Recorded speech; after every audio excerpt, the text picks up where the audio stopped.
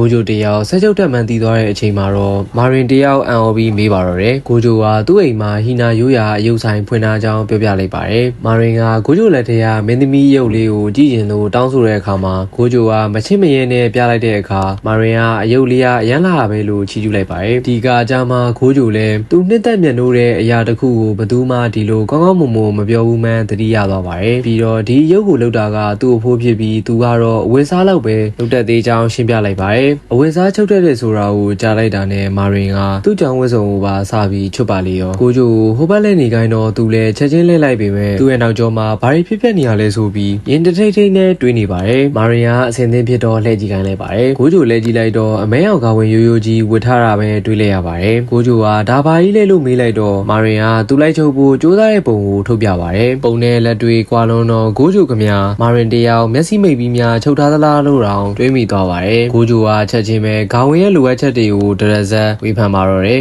အဲ့အချိန်မှာမာရင်မျက်ရည်ဝဲလာတာကိုမြင်တော့မှလေးဘက်ထောက်တောင်းမှန်ရပါတော့တယ်မာရင်ကစိတ်မဆိုးကြောင်းပြောပြီးသူ cosplay လုပ်ရှင်လို့သာဒီလိုအဖြစ်မရှိတဲ့ခေါင်းဝင်ကိုချုပ်မိတာပါလို့ရှင်းပြပါတယ်သူအတွက်တော့ cosplay လုပ်တာကဇက်ကောင်တွေပေါ်မှာထားတဲ့သူရဲ့မြတ်တာကိုအကောင်ဆုံးပြသနေပဲဖြစ်ပါတယ်အိမ်မှာဆက်ရုပ်ဆက်မရှိလို့ကျောင်းဝဆက်ကိုသုံးနေရတာဖြစ်ပြီးသူညံမှန်းလဲသူသိပါတယ်လို့ဝန်ခံလာပါတယ်ပြုတ်တရဲ့မာရင်ကအကြံတစ်ခုရသွားပြီးကိုဂျိုကို cosplay ဝတ်စုံတွေကူချုပ်ပေးနိုင်မလားလို့မေးပါတယ်မာရင်ရဲ့ပြင်းပြရဲ့စိတ်ဆန္ဒကိုမြင်ရတာရဲ့အရင်ကပြောခဲ့တဲ့စကားတွေကိုသတိရတာရဲ့အကြောင်းကိုဂျိုကအကောင်းဆုံးကူညီပေးပါမယ်လို့ကတိပေးလိုက်ပါတယ်ကိုဂျိုလိုလူမျိုးနဲ့သူနဲ့ကြားမှာတူညီရဲ့အချက်ရှိနေတာကိုဂျိုကအန်အောနေတော့မှပဲမာရင်ကတော့ဝမ်းသာလုံးလို့ကခုန်နေပါတယ်ပြီးတော့သူတို့နှစ်ယောက်ဆက်ပြီးဆွေးနွေးကြရင်မာရင်ကသူ cosplay လုပ်ချင်တဲ့ဇက်ကောင်ကလူကြီးကိန်းတွေကဇက်ကောင်မှန်ပြောပြလိုက်တော့ကိုဂျိုလည်းလန့်သွားပြီးနားကြလဲသွားလားလို့မေးပေမဲ့မာရင်ကခမရတို့လိုပဲလူဆိုးမလေးပါဆိုပြီးဝန်ခံလိုက်ပါတယ်ကိုဂျိုကသူဒီဇိုင်းအကြောင်းသိမသိဘူးလို့ပြောတော့မာရင်ကဇလန်းအချင်းကိုရှင်းပြပါတယ်မိန်းကလေးအကြောင်းကိုရောက်သွားတဲ့ကောင်လေးတယောက်ကြောင့်ဖြစ်ပြီးဂျူဂျက်ဆုကိုင်ဆန်တွေက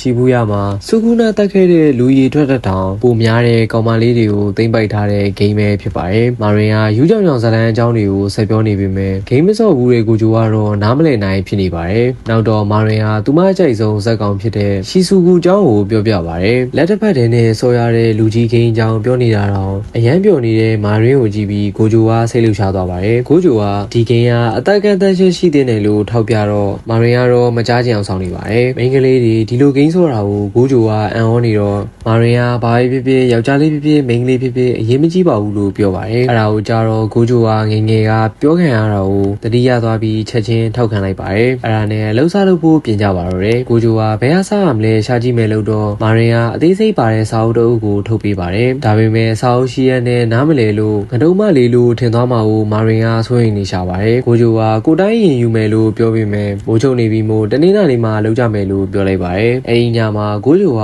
တနေ့တာဖြစ်ပျက်ခဲ့သမျှကိုပြန်တွေးပြီးအံ့ဩနေပါတယ်ပြီးတော့မာရင်ပေးလိုက်တဲ့ဇန်ညွှန်းစာအုပ်ကိုဖွင့်ကြည့်လိုက်တော့ရီစာမရှိရဲ့ခမရတို့အတွက်အိမ်မဆိုးတစ်ခုပါပဲနောက်တနေ့မှာတော့အိမ်ခေါင်းလောင်းတန်ကြလို့ကိုဂျိုကသွားဖွင့်တော့မာရင်ရောက်နေလို့လမ်းသွားပါတယ်အိမ်ကိုဘလို့တီးလဲမေးတော့ဂူခဲမှာသူ့နာမည်နဲ့ဟီနာရုပ်ဆိုင်နဲ့တွဲချလိုက်တာလို့ပြောပါတယ်ကိုဂျိုကစိုးရိမ်နေတယ်လို့လုပ်နေတော့မှမာရင်ကအာရုံလွဲဖို့ကိတ်မှုကိုထိုးပြပြီးအိမ်ထဲပြေးဝင်သွားပါတယ်ပြီးရနဲ့ကိုဂျိုခန်းထဲတန်းဝင်သွားပြီးအခန်းချုပ်ပွားနေရကိုကြည့်ပြီးရေလိုက်ပါတယ်